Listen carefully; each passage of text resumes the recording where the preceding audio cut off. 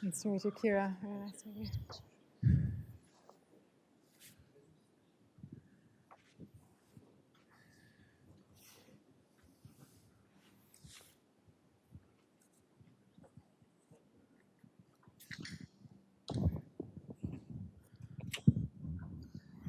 So, good morning, everybody, and welcome to the Carnegie Endowment for International Peace. My name is Noah Gordon, and I co-direct the Sustainability, Climate, and Geopolitics program here.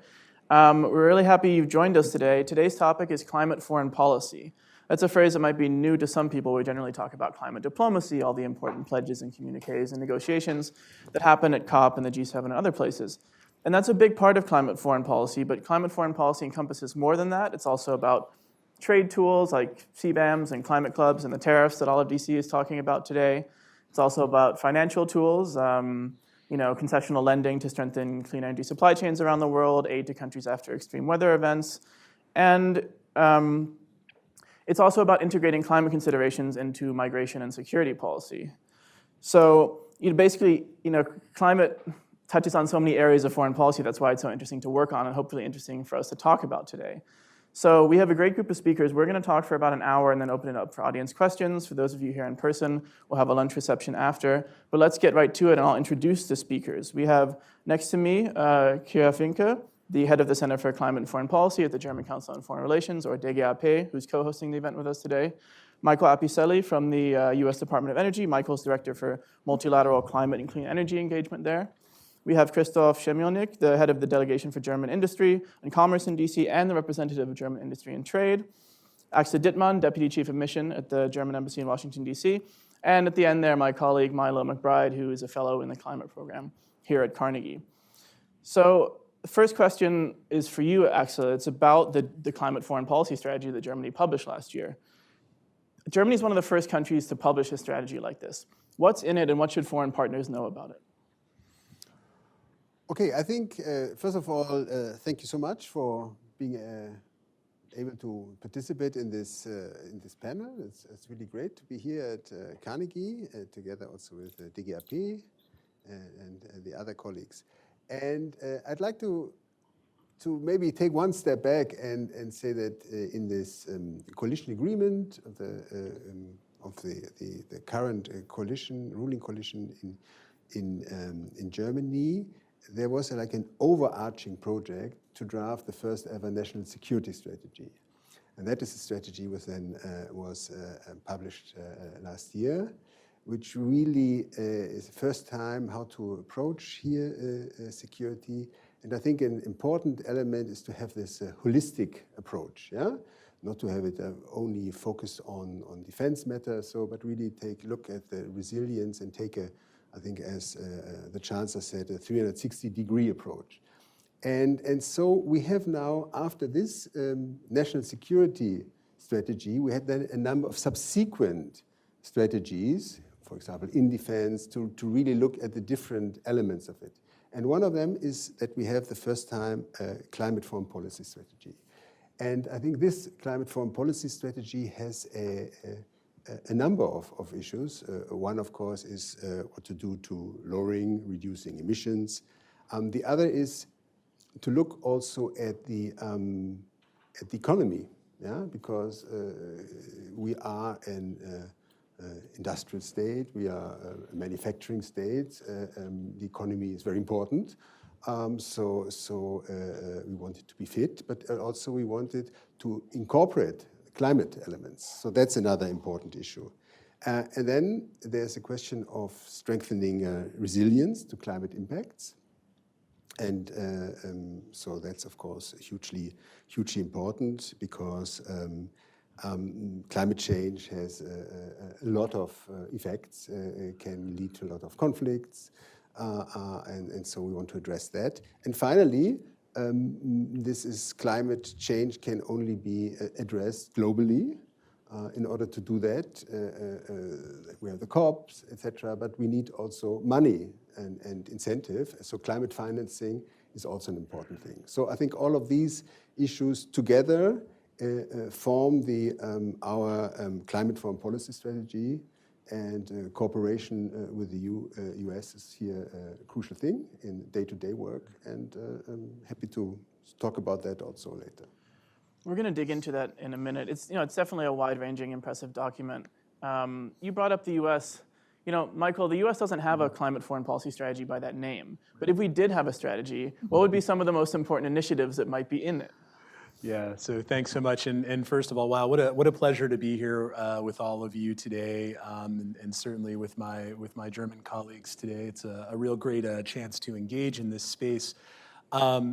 So, I guess I'll give a brief caveat at first and just say, of course, the Department of Energy is not a foreign affairs agency in the U.S. government. But that doesn't mean that we don't get involved. And of course, my group is handling international affairs for the organization. But we do it, when we think about climate policy and we think about our sort of international posture, well, this is something we work out really closely with our special envoy colleagues, formerly John Kerry and now John Podesta's team. And it's a great partnership because, I like to say they've got all the problems and we've got all the solutions. So it really is a dream partnership. And I think, really, in a lot of ways, climate policy is economic policy, as I think the DCM was just alluding to, and we couldn't agree more. And that's why for us, when we think about deploying the clean energy solutions that are going to get us there and transform our economy, it's not really at the expense of energy security, which is a big part, of course, of the Department of Energy's mission.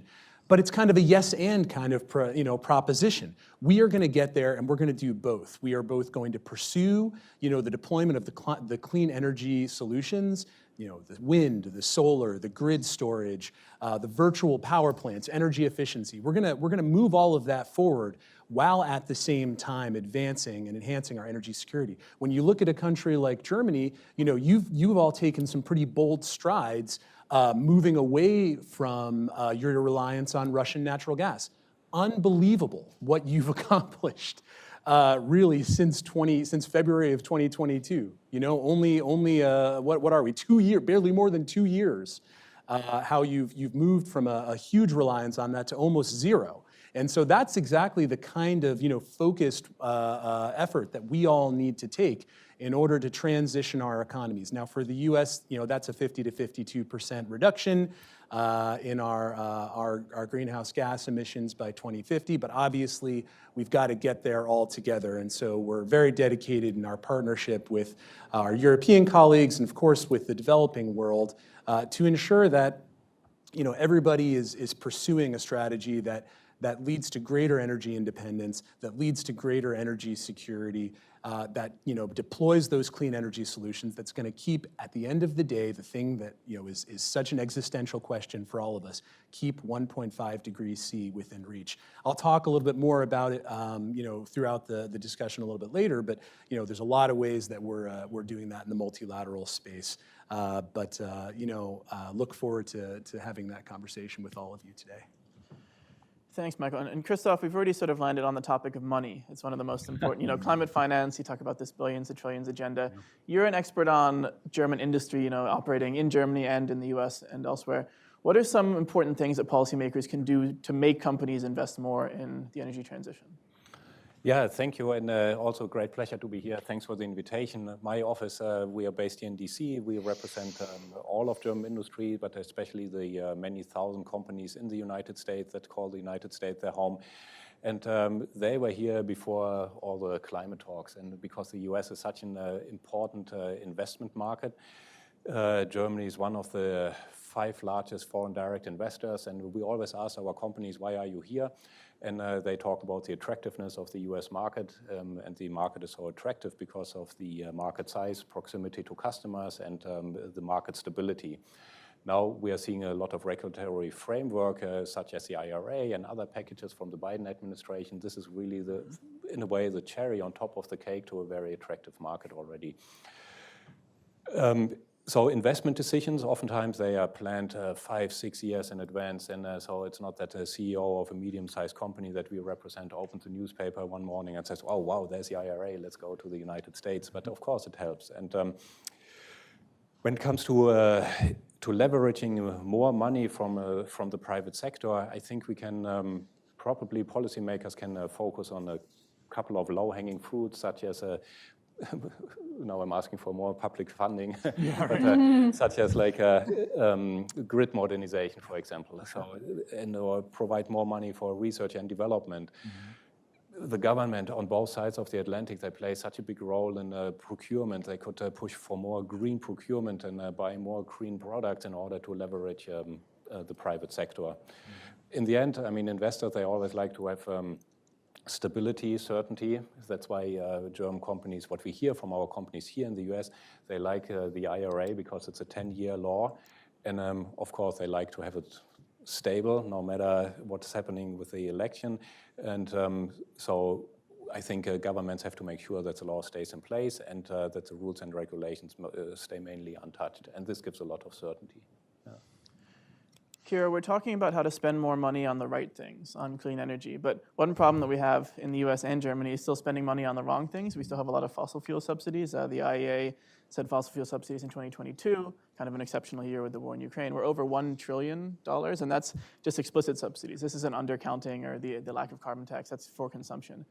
Where do we stand with reforming fossil fuel subsidies, and what can we do about this? I think you described it already very well. We have massive fossil fuel subsidies.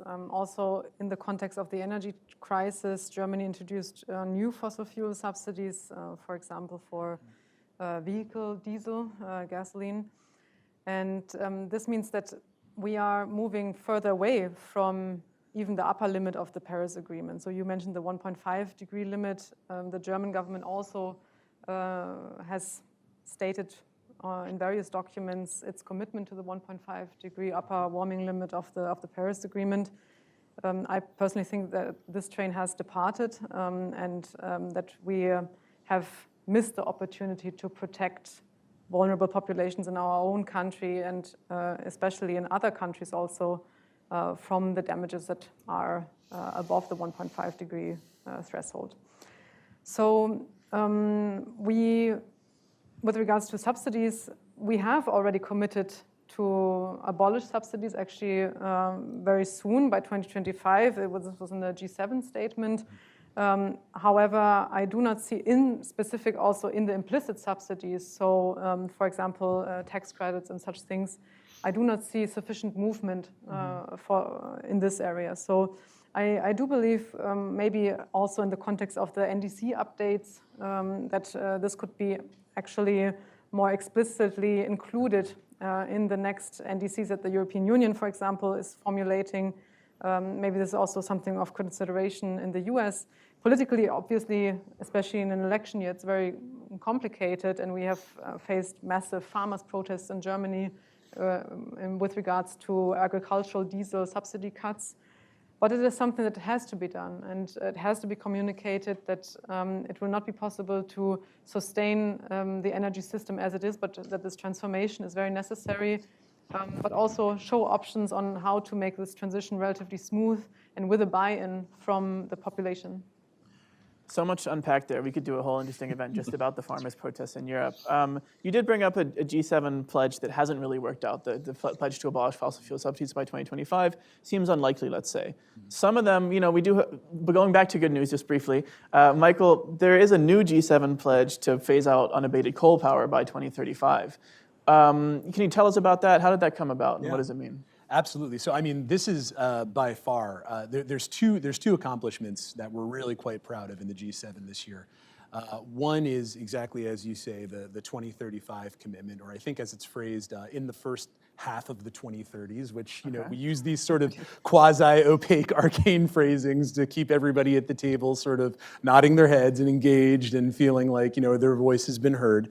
But that in the G7, you really do see quite a gamut of interests from the European side and the Western Hemisphere, and of course Japan. And so we've got to keep everybody engaged in the struggle.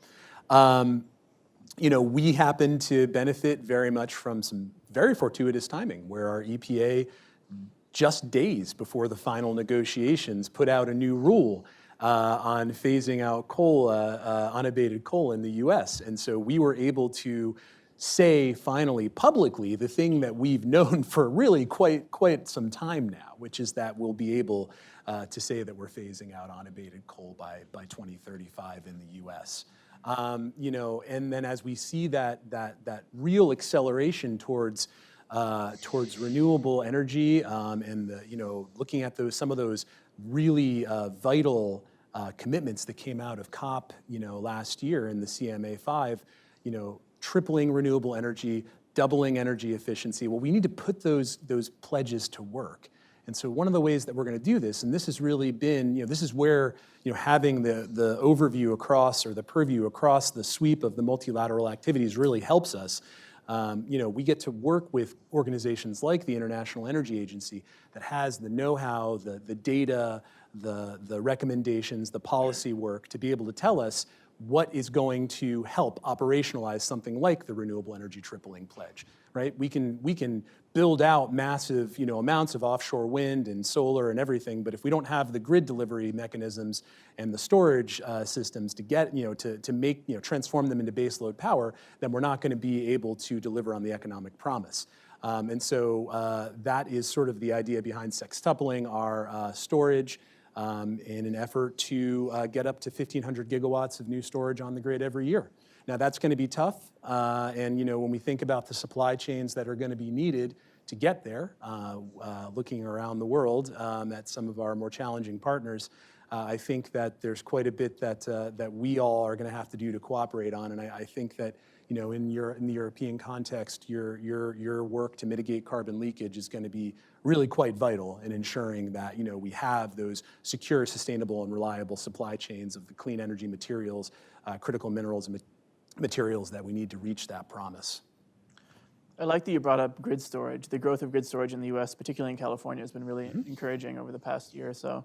Milo, we're colleagues, so I have some inside information about what you're working on. I know there's a specific area of US-Germany cooperation related to the coal phase-out that you've been doing some research into. Absolutely. And I just want to again highlight the importance of this phase-out. This is, for the US, 200 gigawatts of coal-fired capacity. In Germany, I believe about 40 gigawatts. And what we're looking into right now at Carnegie is conducting the first global analysis of, as we retire these coal plants, how they're being converted into clean energy power stations. In our sample, we've seen over 100 facilities like this, about 50 of which are here in the United States. And they vary in what we're seeing. We're seeing the conversion to use hydrogen fuels, many of them to become giant batteries, whether lithium-ion batteries or deploying long-duration energy systems. In Minnesota, we're having an iron-air battery replace a coal-fired plant. And ultimately, there's progress like this in Germany as well. There's the Boxberg power station that on that site where the coal plant was, we're seeing the deployment of wind, solar, and a long-duration iron-air flow battery that doesn't require these minerals and supply chains that Michael's describing. So overall, I think this outlook of how we repurpose these assets is really essential for the G7. One, you have transmission hooked up already. Two, these are brownfield sites, which could entail faster permitting. And three, pushing renewable and clean energy systems in these locations opens up the potential to not just turn them into gas plants, which is what we've seen a lot of in the United States. I think for the G7, looking at this, incorporating the strategy with the sextupling of grid storage is going to be really interesting, especially for our partners in Japan that have 55 gigawatts of coal capacity and the highest coal dependence.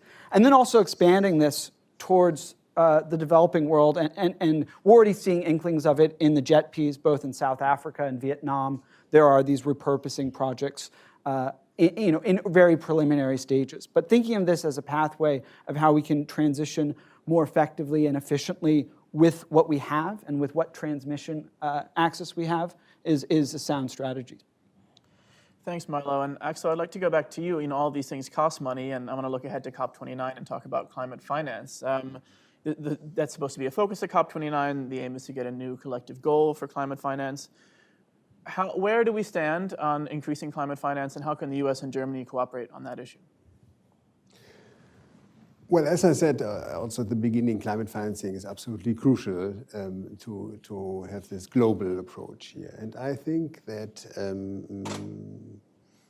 if we take, there's this one figure of the 100 billion, which we want to commit every year for climate financing. And I think we reached it now the first time for 2022. I think that was really an important element. But I think there's this notion of going from billions to trillions. I don't know how much we can achieve, but I think what is clear is that we have to be more ambitious here, that we want to work on raising the figure, and that we want to also increase the number of countries contributing to that. I can say that for us nationally, that is a very important part that we want to contribute to climate financing. I think we are contributing in the around 10 billion euro. We have contributed in 2022, so we are really very much engaged in that. So that is like the one element, so international public contribution to climate financing. But we also have to look at it in a structural way. How can we do the international climate financing architecture more geared toward achieving this goal? I think it's very important, really, the discussion which has happened at the World Bank. So I think that's really very important. Have to look at other things, looking, for example, at financial flows. We talked about the question of subsidies for fossil fuels. And finally, which an issue which was also raised already is that we have to really find incentives to attract and leverage more private capital. This is not an effort to combat climate change, which is something which can be done only by the public sector, by states. It has to be also a huge effort, and we have to leverage that of private capital.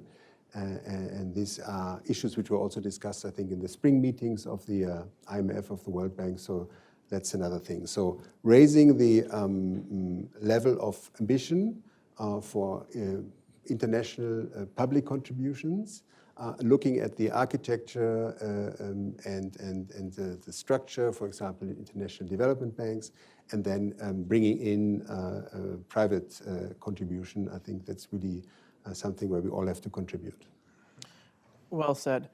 Kira, let's shift gears a little bit. We're mostly talking about mitigation, but as you said, climate impacts are already here, and a lot of damage is already locked in. You were talking about 1.5 probably being gone. Carbon Brief did a poll and asked most IPCC scientists what they actually thought, and almost all of them said that 1.5 was probably gone. It's harder for political actors to talk about it. But the German climate forward policy strategy isn't just about mitigation, it's also about adaptation and reacting to the fallout from climate change. Can you talk a bit about the role of climate security and the climate security nexus in this strategy and your work at DGAP on those issues? Yeah, the climate security nexus is one that is becoming more and more evident, unfortunately, because we're seeing more severe climate impacts that are undermining human security, so food security, water security, but also are leading to the fact that conflict probability may rise. It's not an automatism. There's different mechanisms through which violent conflict in particular, can be avoided. But as we are seeing dwindling resources or more restrained climatic conditions, for example, in arid regions or in tropical regions, we may face more and more potential for disagreement, and therefore also more potential for a cascading effect coming together with different other elements for violent conflict outbreaks, right? So we think that this is an integral part to national security, and this is also reflected in the German national security strategy as one of the 3 pillars of security. Sustainability is named. And this then includes the climate aspect, the biodiversity aspect. Those two, of course, are interlinked, and also the question of food security. And I think this is pivotal, and why I alluded to the 1.5 degree limit. It is a protective shield, right? So these limits were agreed upon because they are associated with certain risks. And we are moving further and further in the Earth system towards very, very existential risks, actually, for our civilization. And of course, the current geopolitical situation is as such that we are faced with such severe crisis in different parts of the world that the climate agendas often push towards the back of the agenda, and there is political division around it. But the laws of physics cannot be negotiated, right? So we have to bring this back to the front and also connect it to these aspects of security, the aspects of economic security. You mentioned the economic opportunities, and it is actually an opportunity to move towards a modernized energy system and a more actually democratized structure of energy availability, because it's not as monopolized, right, renewable energy. So I think there's a lot of opportunities, but we have to grasp them. There's certainly a lot of work to do. You know, Michael, you're at DOE. You don't work on climate security or climate migration. You're focused on mitigation, but you know, there's a lot of work to do in that area too. And when you look ahead to COP29, what are some of the problem areas that you think need attention, where we need new pledges or maybe better implementation of previous pledges? Yeah, that's a really great question. And you know, Kira, I appreciated very much your notion of this sort of democratized energy systems. I mean, that's exactly the kind of focus that I think if we all bring into, you know, I think we saw it at last year's COP with some of the pledges that we put out there and some of the political statements that we made. I understand that there's a need to, you know, move beyond just political statements and get that implementation done. And you know, that's why we do a lot of work through, you know, maybe some organizations that some of you in this room might be a little bit less familiar with, but things like, you know, the Clean Energy Ministerial, which really is you know, a gathering of about 30 different countries and their energy ministers from around the world. And they're all dedicated to, you know, moving forward on a secure and clean energy vision. So when we talk about, you know, sort of finding better opportunities in our power systems, right, and expanding the role of storage or expanding the usage of virtual power plants, or even just looking at, you know, the regulatory structures, the kinds of opportunities that are out there to bring clean energy on the grid quickly and efficiently. I think those are the kinds of places that we can look for those sorts of solutions. I'm not going to lie. I mean, you know, in some of the conversations that we've had already with the incoming COP presidency, they've really taken a very big focus on the climate finance piece. We have, you know, Secretary Granholm has really implored them, you know, Minister Babayan, do not forget, you know, the important work that can be done here on you know, that continues to be done on the mitigation end of things. And so, you know, I'd love to see, you know, if we could take the energy storage pledge that we sort of pioneered in the International Energy Agency at the beginning of this year, then got it locked in the G7 as an actual commitment to sextuple, as we mentioned already. And then maybe, you know, kind of as the calendar moves along and we sort of widen the aperture out, get the G20 engaged there. We didn't think, you know, at the Energy Ministerial last year that we could convince the likes, sorry to say, of Saudi Arabia and China to accept a renewable energy tripling pledge. And yet, at the leaders level, I think everybody saw the importance there from the sort of pan-economic proposition to get exactly that done. And so we did come, you know, roaring into the COP20, into Dubai and COP28 with that, you know, that fresh pledge at our heels. So we need now to find those ways to expand and operationalize these pledges to make them work for, you know, not just the G7, not just the G20, but for the developing world, because we know that, you know, as Kira, you mentioned, the dimensions of conflict that can arise. Well, it's, you know, you're much less likely to see those kinds of conflicts when you have robust economic growth. And we've seen that work in the US, where we've managed to decouple our emissions trajectory from our GDP growth. And we're now at utilizing coal at, I think, the same level as, I think it's something like 1905. And so we can get it done. And I think we're very confident that we can work with our partners in the developing world to do the same through JETPs, in COP, and a number of other mechanisms. I love those stats comparing present day to the time 100 or more years ago. I mean, there's an interesting stat from the UK that the carbon emissions per capita are down to levels of the 1850s or something, which is due to their coal phase out, which they did even before Germany and the US. Christoph, when you look at the calendar for the year, climate foreign policy meetings and COP, what do you hope for? I mean, you're thinking of, from a business perspective, some areas of transatlantic green industrial cooperation that should be there, climate clubs. We're talking a day after the US did unilateral tariffs on many Chinese clean energy goods. That was a lot, but what do do you hope for from COP29 is the short version of that. Wow, yeah. No pressure. Yeah. I mean, it's very interesting to hear our discussion here. We all agree climate change is really a global challenge, so we need to address it as a global challenge and with as many countries or with climate clubs as possible. But yet we also see a lot of regionalization currently. Let's begin with the transatlantic marketplace. We have two different regulatory frameworks. On the one hand, in Europe, let's talk about CBAM. On the other hand, here in the US, we have the IRA. Both concepts with pros and cons, but from a business perspective, sometimes it's really hard to operate across the Atlantic with two different regulatory frameworks. So this is what I would wish for, that we see a bigger push in the transatlantic market to integrate the transatlantic market and come up with new ideas. How can we work together? We have a lot of platforms to facilitate such dialogues already. The TTC, Trade and Technology Council, especially on the tech side, it's working fine. Trade is a little tricky these days, as we all know. Germany has a climate and energy partnership between the federal government, so there's room for more cooperation. We can use these formats in order to talk about standardization, to more harmonization, to find tools how to measure emissions, for example, so that we have comparable tools in order to work better together. And so this is really what I would wish for. But Germany as an export nation, so we all know we depend on exports, we depend on trade, and we really don't want to see that fighting climate change is at the expense of a stricter trade and regionalized trade. So that would be really hurtful. Let's keep the critical minerals agreement going again. Maybe find a solution to a global global agreement on sustainable steel and aluminum. So this is really what I would wish for. And if Europe and the US can work together, then they really can also take on a global leadership role and make other countries to join. So that's my wish. It was a great answer to a complicated question.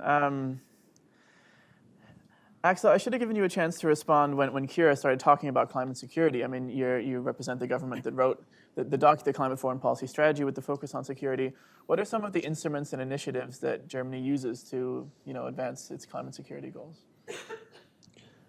Well, yeah, as Kira was saying, there is really this nexus of climate and security. And the risk is really very, very huge because we have food, water, land, fight for resources. So this can really lead to conflicts. And I think there's a number of things that we have to do. I think it's important to have a mapping exercise. It's important, I think, to also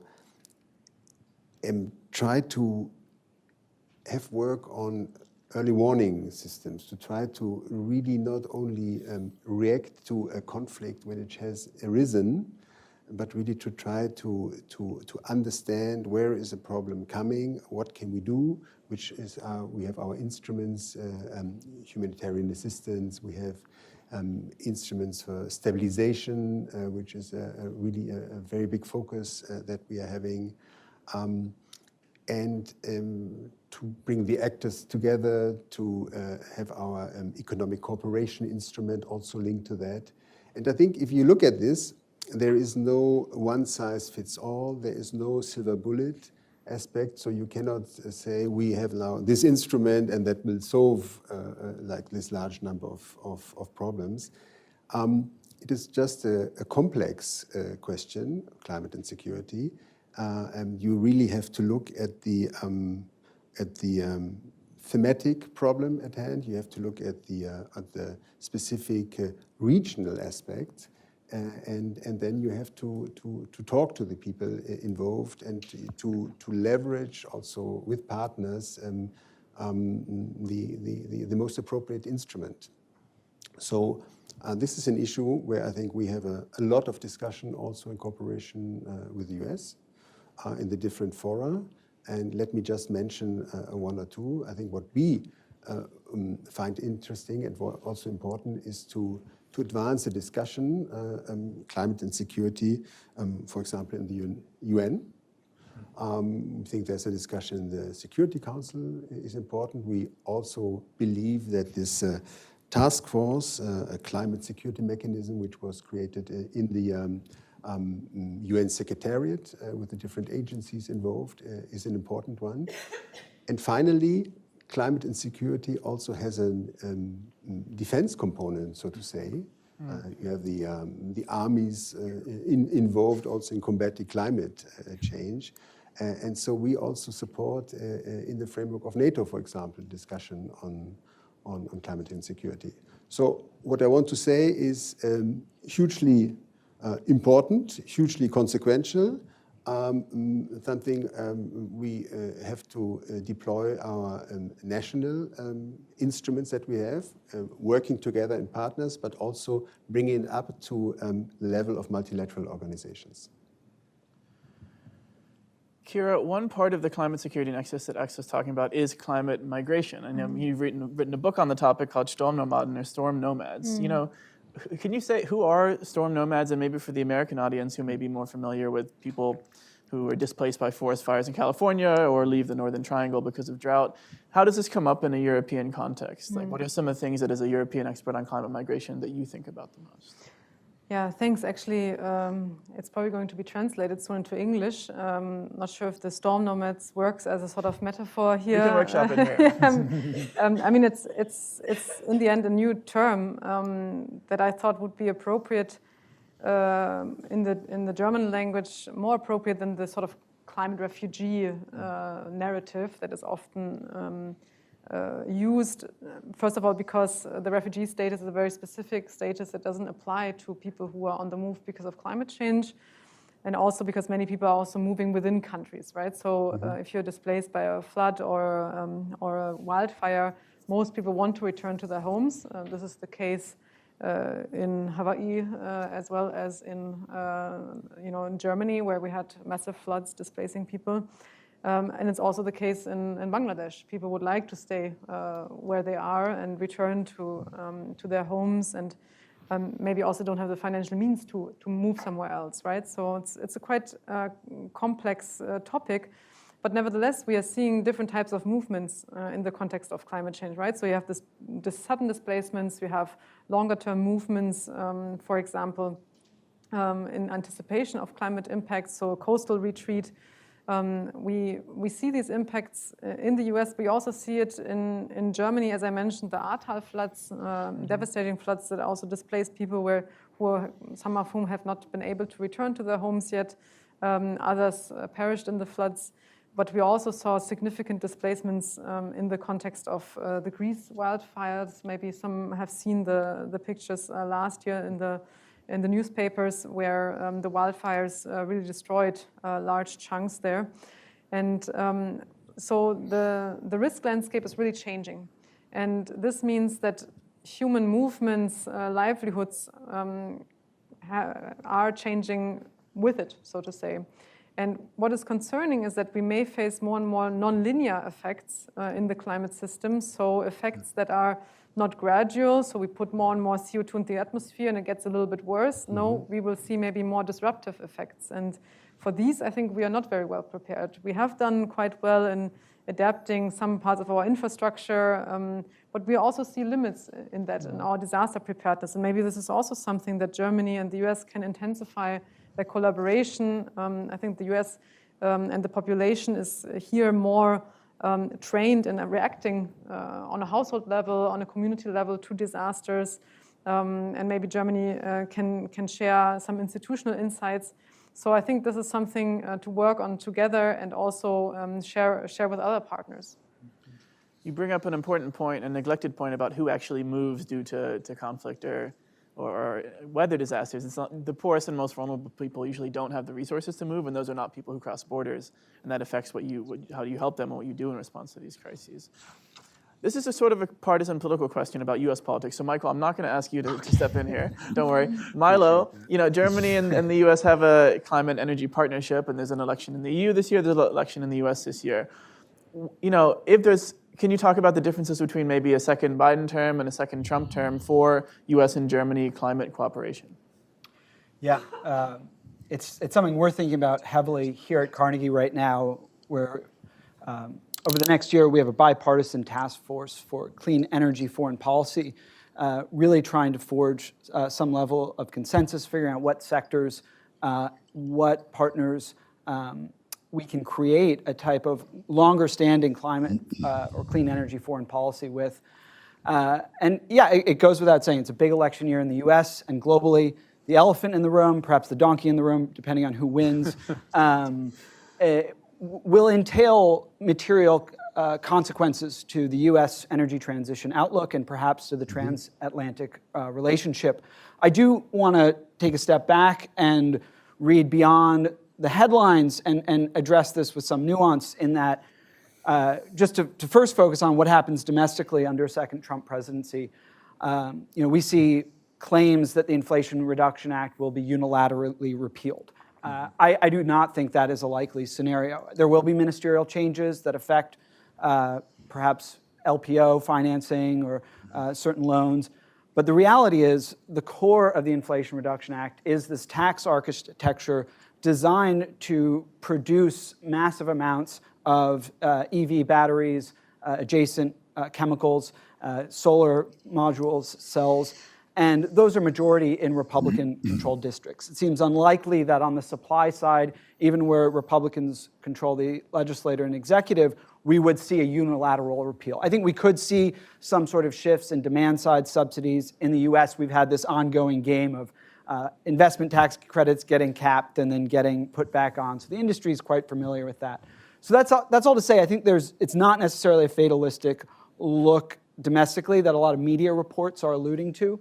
I do think in terms of foreign policy, where our allies can engage, there are certain, let's say, energy technologies here in the United States that are inherently more partisan. I'm thinking about critical minerals, which the Trump administration really flagged in 2019 and 2020 as an area of new energy security. I'm also thinking about hydrogen fuels, which the US is going to produce enormous quantities of, and the Europeans have a robust plan for as well. I'm also thinking about new technologies like these exciting new geothermal technologies that are being first commercially deployed right now in Bavaria, in Germany. And the US has an arsenal of new technologies that could be wrapped in. So there is a kind of gradient, Goldilocks, Venn diagram of overlap. I also think there will be opportunities to engage at the subnational level. California, for example, has an MOU with Australia on clean energy supply chains. The United Kingdom and Texas have a hydrogen trade pact. And I think that's an area where climate-focused and clean energy-focused players will revert back to in the case of a second Trump administration. Thanks, Milo. Michael, you have a quick response? Perhaps at my own peril, but I will step in really quickly just to say one thing really quickly. So look, and I meant to mention this at the beginning of my remarks, but Bill AR8, this is a $2 trillion injection, investment in the economic future of the United States. It is pretty rare that at the state and local level, anybody is going to say, "Oh, you wanted to give us $500 million for, energy efficiency retrofits in vulnerable communities? No, thank you." Like that's pretty rare for a state and local administration to sort of turn really what is essentially free funding away. That's my first point. The second point is that look, a lot of the work that we're doing in the multilateral world ensures that these commitments really are enshrined, going forward. And no matter what happens next year, we will have raised the bar this year, and that's something that we'll then have to a future administration will have to take on next year. The third thing that I'll say is that critical minerals, we've seen, I think you're exactly right, Milo, this is a bipartisan issue. Everybody on the Hill is seized with it. Everybody understands the sort of supply chain issues there, the processing issues there, and the type of positioning that we're in vis-a-vis China. and we all are seeking ways to, advance our position there. And the last thing I'll say is that when it comes to the oil and gas sector, we want to see them engage on those Scope 3 emissions, and we want to see them giving back something after having taken in some windfall profits over the last several years. But when you look at something like geothermal, which is very promising, and the kinds of, you actually can line that up a little bit with some of the breakthroughs that have come out in the oil and gas sector, like directional drilling, which we understand has the potential to really vastly expand our capabilities in geothermal. So I've already talked too much for a two-finger intervention, so I'll leave it at that. No, it was all good. And I agree with you that states don't usually turn down free money, although I do remember during the Obamacare healthcare reform, some of them did turn down money to expand Medicaid rather than take it, so we have to hope the politics of clean energy don't become quite that toxic. Good point. I have a few more questions, but we have a bunch of good audience questions already, and as a reminder, you can raise your hand if you're in the room, you can type in the YouTube chat or use the QR codes. I'm just going to start going to some of them because some of our speakers have to go around 12. We've got one here. Let's just talk about it. What are the reactions to the latest Section 301 tariffs announcement as it relates to the clean tech sector? This is a question about the newly announced U.S. tariffs on Chinese electric vehicles and solar cells and other products. I'll let any of you, does anyone have any thoughts on these tariffs that they'd like to share? I mean, from the perspective of German industry or Germany or the think tankers on the group? Milo? Christoph, you go ahead. Oh, please go ahead. Well, just for everyone's awareness, yesterday USTR announced 301 tariffs that are energy technology specific. It also includes medical technology and cranes. But ultimately, we see raising 100% tariffs on Chinese EVs.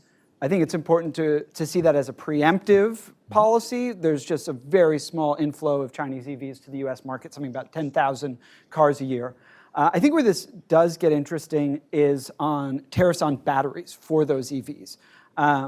And there's a now 25% tariff on lithium-ion batteries for EVs starting this year, and for stationary storage starting 2026.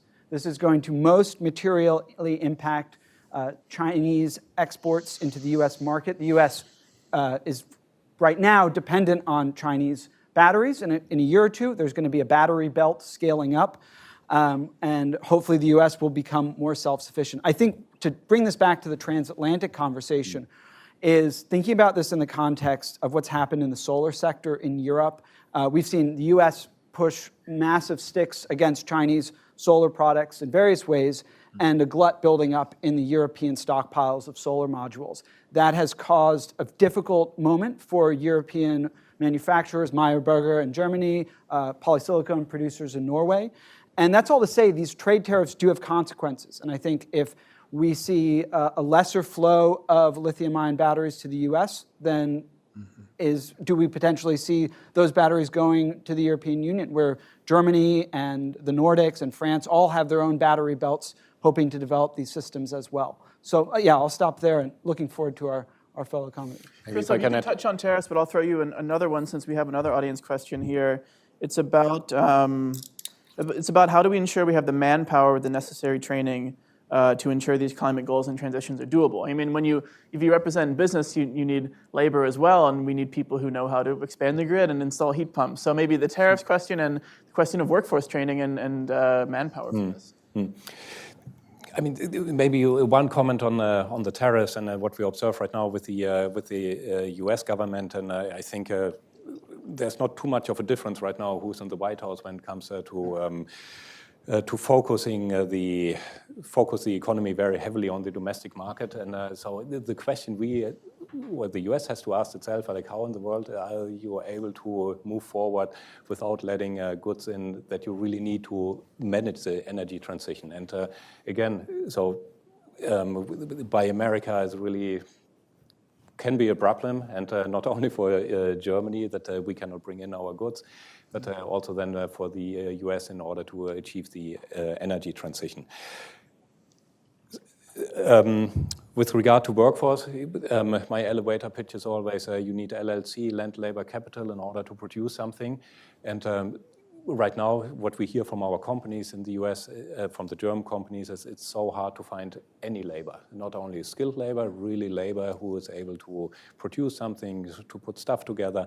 This is really a major challenge. On the one hand, it's awesome that the US has a full employment, 3.7% unemployment rate. In Nebraska, I've learned, I need to check this, it's only 2%. So there are just no workers anymore. They are just not, you cannot find them anymore. And then it becomes interesting that some companies, they openly start talking about, like, we need to find new investment locations. We love to be here in the United States, but we don't find labor anymore. So, and that's where it becomes very interesting to have a closer look at Mexico, for example. And then with their free trade agreements, I mean, it's quite interesting. Axel, turning to you, because I know you have to head to another meeting soon. You know, is the German apprenticeship system, is that a useful way to increase the skilled labor force? We often talk about that in these forums for, you know, when we talk about US-Germany cooperation. Or what do you think about the apprenticeship system? As Christoph was just saying, I think what German companies who are very invested in the US, we see, I think they've created 900,000 jobs here. Right now, we really face a problem of really getting workers in general. Yeah, so there's a lot of competition. It's a hugely competitive labor market, but of course, it would be it's very important to look for skilled labor. And I think there the apprentice system is something which really works well, is sought after in many states around the world. Is something of also becoming, of course, a bit of an export commodity. And I think there's a number of initiatives we're having here, working with states, initiatives by individual companies. And, but that's really for Christoph to answer, there is a lot of initiatives by the AHKs, our chambers of commerce, working together with the local officials of the state, with individual companies, and to really try to scale that up. And I think that's something where we have a lot of great cooperation here in the US. Kira, you have something on that. We have another audience question that I think is really good for you. It's about myths and bogus studies about climate that confuse the public and give politicians reasons not to act. So what single myth or perception do you think has caused the most harm and impeded climate action? Yeah, it's hard to say which one because they're all so damaging. Yeah, I think general perception of climate change not being related to human activity. I think this has been forced into the background in Germany. I know it's more prominent here in the US still. Unfortunately, it has become such a divisive political issue here. This is not so much the case in Germany anymore. And I think in another sense, we are now thinking maybe all is lost. Right, which is also not true. It's also a myth. We can still foster through decisive action a positive outcome. Right. So this is something that we need to focus on in order also to mobilize around the energy transition and the broader economic transformation. But I wanted to say two quick thoughts on the previous points. So I think this apprenticeship question and general labor policies should be much more closely aligned with our immigration and migration policies. And this is something also to look at with a view to the climate migration issue, right? So, of course, the people who are displaced out of agricultural areas are not skilled laborers ready to work in a factory here. But a long-term or at least mid-term project could be to really foster apprenticeship abroad, to have people who can then also help rebuild their own country, but a part of the population could also migrate in order to support economic productivity here in Germany. So I think this should be thought together more and also sort of shift this narrative of migration being a threat to migration being an opportunity for the labor market. And then on the Chinese EV tariffs, I mean, I think there's a lot to be said about the overproduction on the Chinese side and the sort of weaponized subsidies in the solar sector and also in the EV sector. But I think it is also a signal that our automotive industry, both in Germany and in the US, have been too slow in the take-up of EVs. And I think this is a truth that is in there as well, that for many years there was a delay, there was a reluctance to take on this technology. I think there was a push from the United States from private industry that has pushed German car makers also more to go into the EV arena. But we are very slow, and this should be a warning signal that what could happen in the solar industry can happen to the car industry. Yeah, the U.S. and Germany are playing catch-up when it comes to EVs, and that's not something those countries are always used to. You know, we can talk about so-called unfair subsidies, but Chinese companies like BYD are also very good at making these cars, and that's something we have to deal with. Got a question here about carbon capture and storage, saying the only way to stay below 1.5 probably is with overshoot, so we will pass it and have to go back using direct air capture, other technologies. What is, and this is for anyone, what's the policy future of carbon capture technology in Germany or the U.S.? I mean, Michael, I'm sure you know you guys work on it in DOE. Yeah, I mean, obviously we have my knowledge on this is a little bit more surface level, but I mean, I will say that, embedded, of course, in Bill IRA, we have, our 45Q subsidies on carbon capture, utilization, and storage. It's an important technology for us, and it's one that we're only going to see expanding in its use. I think that part and parcel of that is that conversation around hydrogen markets as well as the overall, strategy on industrial decarbonization. And actually, just to come back on that point to something that might have been you, Christoph, mentioning it earlier, it's just, this is an area that really is ripe for cooperation. And it's one where we are engaging quite a bit in the multilateral sphere, in the IEA, through the Climate Club, in the Clean Energy Ministerial and others, to ensure that we're taking, if not the same effort, or adopting the same standards. That's not the question that we necessarily, or the point that we need to make. But we do need to, and this is something we heard around the table in the G7 this year, we need to harmonize our approaches to make sure that, we're doing something that sort of, is compatible with each other.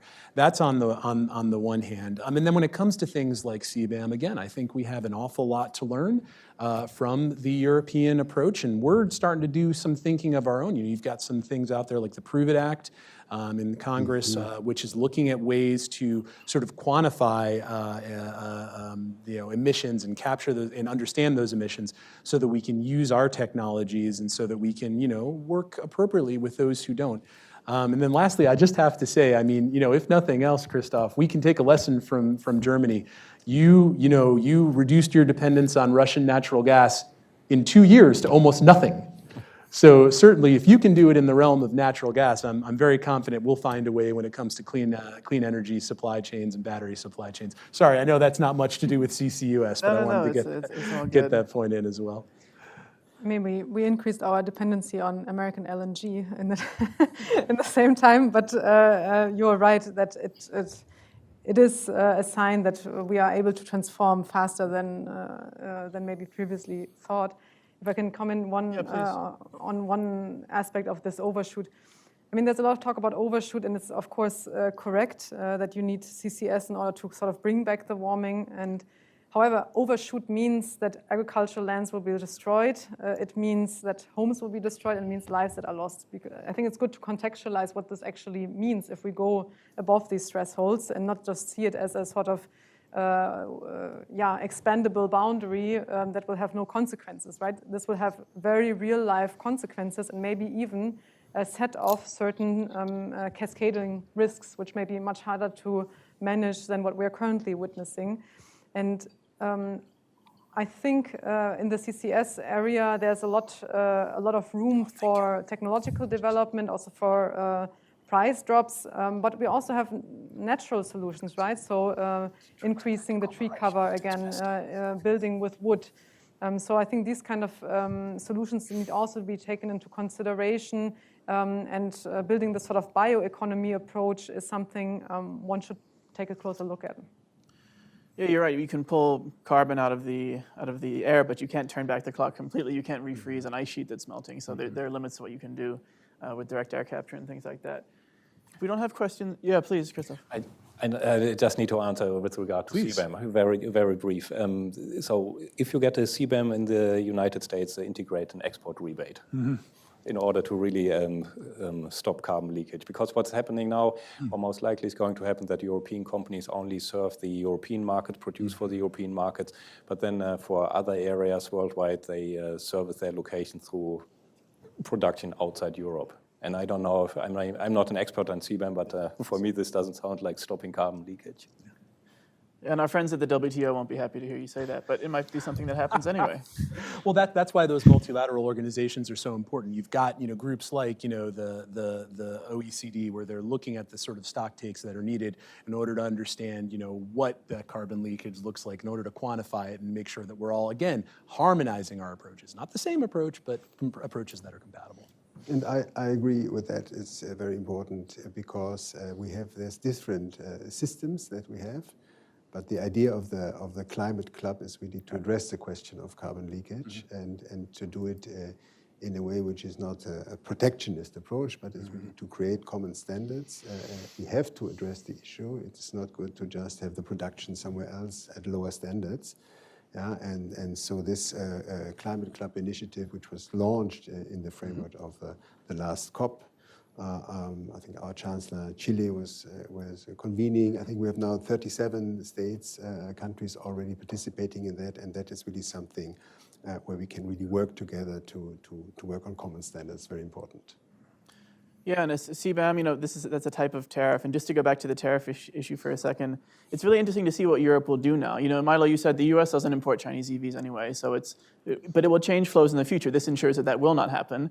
And then you have to think, what happens next? Does China make less of them, or do they try to export more to Europe? Did firms like BYD open factories in Mexico so they can be sold into the U.S.? It's really interesting to see how others respond. And Europe, of course, has its own investigation against what it calls Chinese dumping of EVs, and is considering tariffs of 15 to 30%, well below the huge 100% that we just had announced here. So that's something to watch. We're almost out of time. We have one more question in the room, and then if you guys want to have a brief closing word, but Mike, go ahead. Mike Nelson, you kindly asked my question about myths, and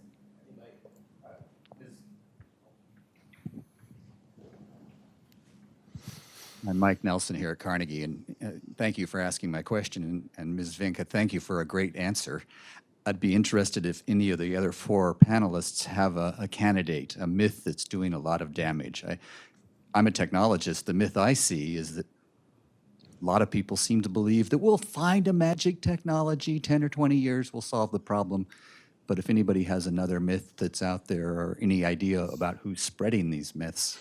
There's one related to what Kira said. You brought up doomism and the idea that, it's all too late, doesn't matter what we do. Another one, and I would hear this in Germany too, is, our country is only X% of emissions. We're only 5% of global emissions. What does it matter what we do? It's all about China and India. And that's also a way of sort of throwing off responsibility for the issue. It's, if everyone acted like that, of course, no one would address the problem. So jumping in on that one. But if anyone else has thoughts on myths or disinformation. I would just love to say that I think one prevalent myth that is increasingly untrue is that technologically we don't have the arsenal of systems to do this. I think you mentioned California. Looking at California's power grid right now, we have 5-10 gigawatts of battery storage coming up at night to basically do what natural gas does. In the power sector, we're moving forward at an incredible rate. Michael, you mentioned virtual power plants, stationary storage. I think in the past 5 years, we have changed technological trajectory. I think when it comes to EVs, the Chinese have an EV that can drive for 12 hours straight. That's New York to Boston or DC round trip on one charge. I mean, this technology is exceptional, and it will be brought across the world. And then if we're going sector by sector and disaggregating, we're looking at industrial decarbonization as this hard to abate, very difficult thing to do. And there's a great analysis from Rhodium that shows that this could actually be a big risk to the emission reductions we get in the power and mobility sectors. But then we look here, and ARPA-E within DOE has these incredible new technologies to make ultra-low carbon cement. We are in Germany as well. We're seeing great developments to produce clean steel from hydrogen fuels, as well as legacy electric arc furnaces. The technology is here. The capital, the political willpower, is what needs to be accelerated. If I could just pick up on that point, I think that's a great point, Milo, and Mike, coming back to your question there. I mean, that we don't need some kind of whiz-bang technology. We have the technologies that we need to implement the solutions that will keep us to within 1.5 degrees reach. The problem is, and if you look at the International Energy Agency's Tracking Clean Energy Progress, their tracking tool, only 6 of the 54 technologies that we need are actually being deployed at scale. So the issue is not in my view anyway, a research and technology or whiz-bang solution. It's really much more boring than that, I'm sorry to say, but it's deployment. And it is deploy to get those technology solutions out there so we can scale it up and really both grow our economies, take care of our vulnerable populations, and get those technologies driven up to scale to meet the challenge. I'm going to have Kira bring us to a close so we can get to the lunch reception. Everyone can get to their next meetings. We're talking about German-American perspectives on transatlantic climate foreign policy. Let's personalize it. Kira, you've been in the US now for about 6 weeks, traveling up and down the East Coast, talking about climate security and migration. What stands out to you? Has anything surprised you by how Americans are talking about this? What's your lasting impression from this trip? Yeah, so I actually also took a short trip to the West Coast, and maybe I can share my perception as somebody who has lived a year in Oregon as a young high school student, as a student exchange program. This is now about 20 years ago, and it was kind of shocking to travel in like Northern California and Oregon and see the level of destruction, how much the landscape has changed because of the wildfires, and I think we have the same experience in Germany, maybe not to the same extent, but similarly in some of our central forests because of infestation of the wood area, also with some links to climate change where we have forest die-off. And I think the sense of loss and kind of processing this loss, but also finding communities who are sort of rising from the ashes and trying to rebuild from these disasters and maybe build back better, right? So I think to really engage with this process of building back the hope through a sort of green or sustainability lens is something that I take away from this trip. That's a hopeful note to end on. So thanks so much for joining us today at the Carnegie Endowment, and please join me in thanking our speakers. Thank you. Thank you.